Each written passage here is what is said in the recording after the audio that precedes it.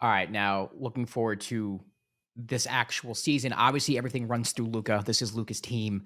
How much do you think, though, that narrative of Luka being a defensive liability and him having like the worst defensive finals everyone has ever seen last year? How much do you think is that's a narrative? How much do you think it's overblown? Is it overblown? Do you think Luka needs to step it up on the defensive end? What's going on there? I think it's a little bit overblown, but like I understand the concern. Like it was, I feel like it was more of a concern a few years ago in the earlier parts of Yeah, his career. But he's shown that he can keep up defensively. But he ends up having bumps and bruises constantly throughout the season. So he's never his full self all the time.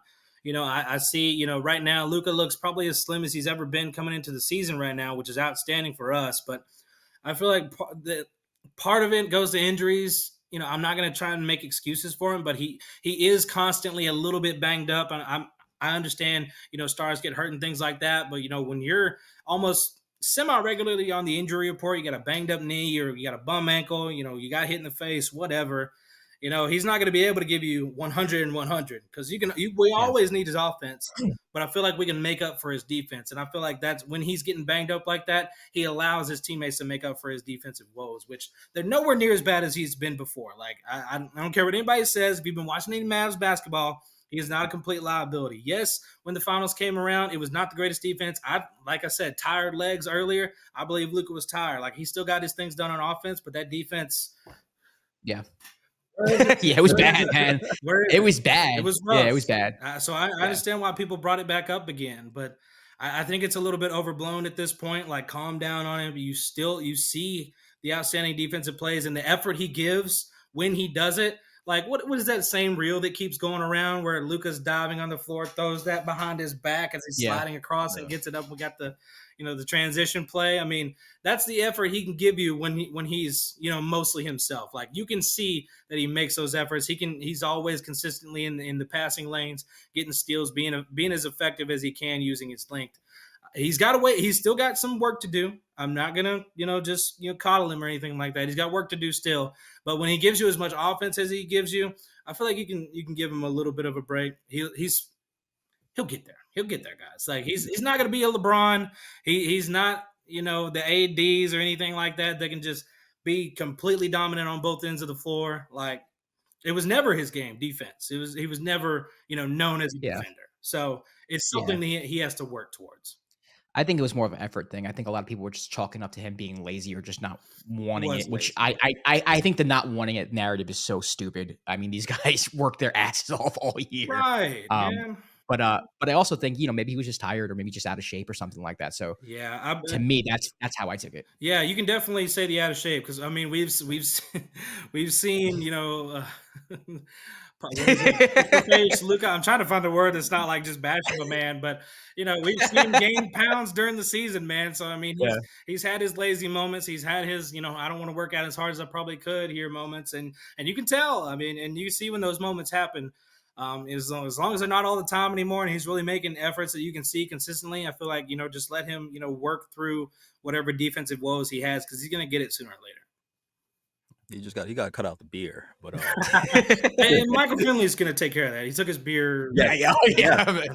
yeah, that was a great clip. But besides the defensive concerns, is there anything else about his game you want to see him like change or improve on throughout the course of the season?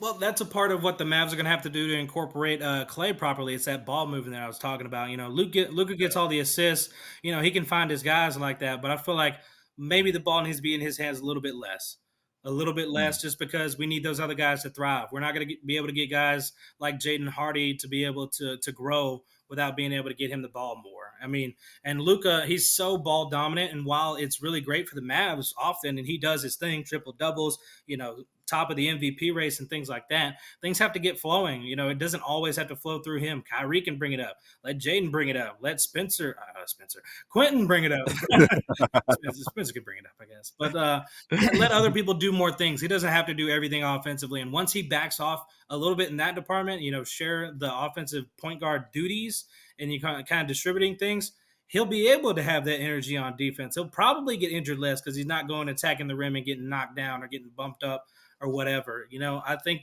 all those things will go hand in hand and just make the Mavs better overall and make Luka better. I mean, it was the highest finish in his MVP race that he's had in his career so far. In the past, it was due to those injuries, and I think once those transitions happen for him and the Mavs overall, including him, will have success even more so, and will win a final. Hey, Josh. I heard. Listen, I'm not saying a word. I'm not saying a word. Long overdue. We touched the finals. Remember what happened? We went to the finals, 06. Yeah. Next time we got there, we won that thing. That's the attitude this time. I'm not going to say it's going to happen next year. And for the record, I had the Mavericks beating the Heat that year. Okay. That they won it. One of the few people who had that. So I'm very proud of myself for that. You mentioned Kyrie with Luka. Now, I guess my question to you is, if you were Jason Kidd, how would you work that duo? I mean, you mentioned maybe Luka needs to come off the ball a little bit, but does that mean the ball goes in Kyrie's hands? Is there another way to work that dynamic that you think J Kidd's just not working right now? I don't know. It's kind of a tough thing to manage. With two dynamic guards like that, I bet he's doing the best he can, because I know, and he was a dynamic superstar guard like that himself before. I mean, he wasn't the shooter that these two are. More so a facilitator than anything else and a defender. But I think first full year, let me try this. How did this work? We made it to the finals. Maybe some small tweaks, and I'm not sure what those tweaks are. I don't have the answers for this situation, because I mean, last year they were known as the best backcourt in the NBA. So I mean, how do you get much better than that? I guess you got to win a championship. But I mean, it's hard to manage it with these guys. Luka's more of the sharing, distributing type, get everybody involved. In Kyrie, he's getting there. We saw him get a lot more, 5 and plus assist games, really distributing himself. That kind of cost his offensive game a little bit in the scoring department. We saw some single digit, scoring times in the playoffs. And I was like, what are you doing? I don't want that. I'd rather you score. Okay. But, that's one of those tough dynamics. You tweak it too much, you maybe mess up what they're doing.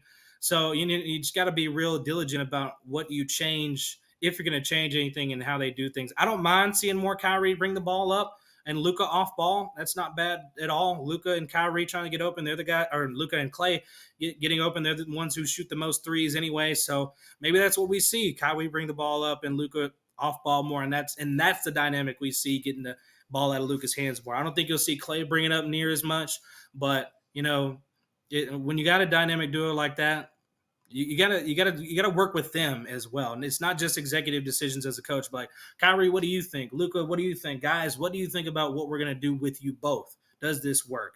And as long as they have that continuity between the three of them, I think whatever they want to change or whatever they want to alter will work. No, I think the answer would be Kyrie needs to stay away from Boston at all costs.